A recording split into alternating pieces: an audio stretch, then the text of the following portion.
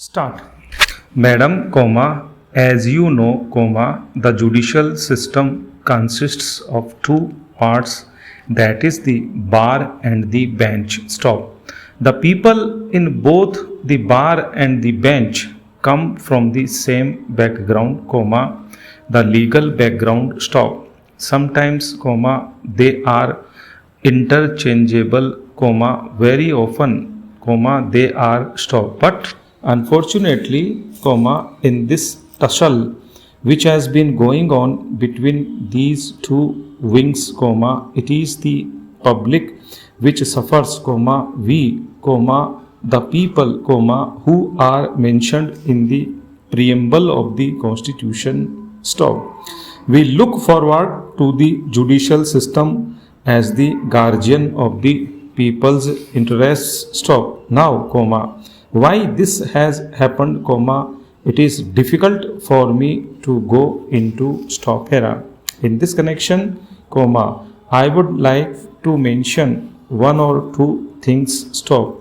In the first place, I would like to mention that this kind of a tussle sends wrong signals to the lower levels and it creates a laxity in the judicial system at different levels. Stop. I would like to remind, Madam Chairperson, through you, the Honorable Law Minister, who is not here, that according to the figures given by his own ministry, there are more than 30 lakh cases pending in the different high courts and there are over 20,000 cases pending in the Supreme Court. Stop era. Now, it is absolutely essential that some kind of an equilibrium, some kind of a harmony, is restored in the system. Stop. I say this because judiciary is the cornerstone of our constitution. Stop. Things move through the executive and also through the legislature. Stop. It is the legislature which makes the large. Stop. Madam, the people are concerned over this matter. Stop. Rather, they are intrigued. Stop. Therefore, something has to be done. Stop. Of course, I do not expect much from the government as such. Stop. The executive is scam ridden. Stop. You can say it is scandal ridden. Stop. The second organ is the legislature. Stop. The legislators are the representatives of the people who are supposed to function on behalf of the people. Stop. But it is rather unfortunate. Stop. I read an article by one of the most distinguished journalists. Stop. The first sentence says that the politicians are the most hated persons, if not individuals, in the country. Stop. We should take note of it. Stop here. If there is degeneration in the executive, if the executive gets jammed because of the scandals, scams, etc., if there is a deterioration in the image of the legislature, all the more we look forward to the judiciary as the guardian, as the protector, of our liberties and the country's interests. Stop. Here. In this house also there were objections for signing the Uruguay Road and WTO. Stop.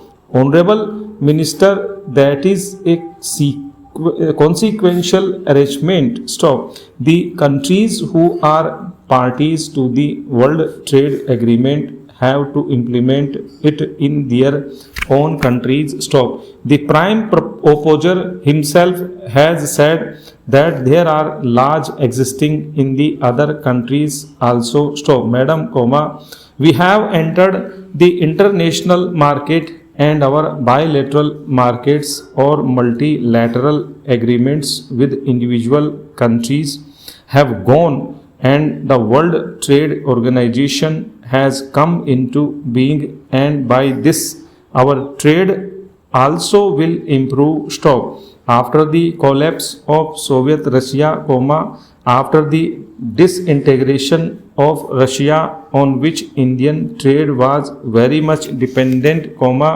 we had to look for new avenues and new areas wherein we could push our own goods, and our producers also depend upon other countries for their requirements. Stop. So India, falling in line with other countries, have rightly acceded to join WTO, and now we have to enact certain enactments to come on a par with other countries to have trade on equal large and equal opportunities. Stop.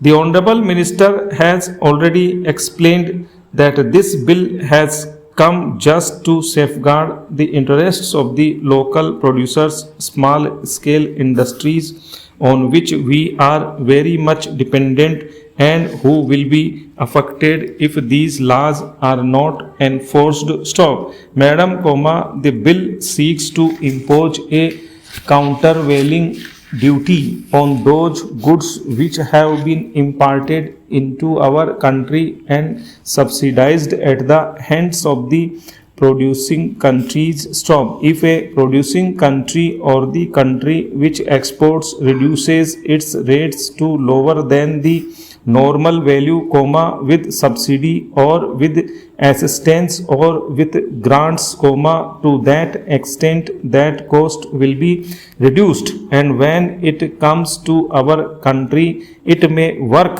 out cheaper than our indigenous production, and it will be a very risky competition to the local industries. Stop. So, the bill seeks to safeguard the interests of the local producers, local industries, and whatever subsidy of grant or reduction that the exporting country has given, to that extent, on those rates our government can levy countervailing duty to just bring it to the normal value, whereby it will not create an unhealthy competition with the indigenous industries. Stop. Similarly, the anti-dumping provision under section 9A is also on similar lines. Stop. If any exporting country reduces its cost of production and dumps into our country to control our market,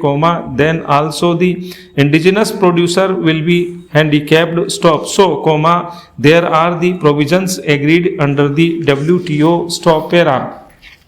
This is the whole important point. Stop. Why should we go to this level? Stop. I was referring to the Parliament's attempts. Stop. From 1969 onwards, 5 times the Parliament tried to enact the Lokpal Bill. Stop.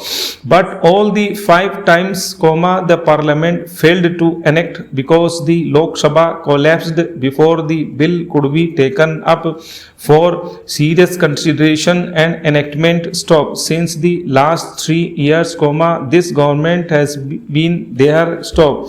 And why cannot we enact the Lokpal Bill? Stop. I have been putting this question for the last 6 months. Stop. In every session my questions are there and the answers are given in negative way. Stop. They said that there are enough provisions in the present act, inquiry commission can be held, anti-corruption act is there, etc. Stop. Sir, in the past there were inquiry commissions against 5 ex-chief ministers. Inquiry commissions held them guilty. Stop. But nothing could be done against them because the appropriate government did not move on the basis of the findings of the inquiry commission. Stop. You can understand what a demoralizing situation it is that an inquiry commission headed by a judge of the High Court or a Supreme Court hold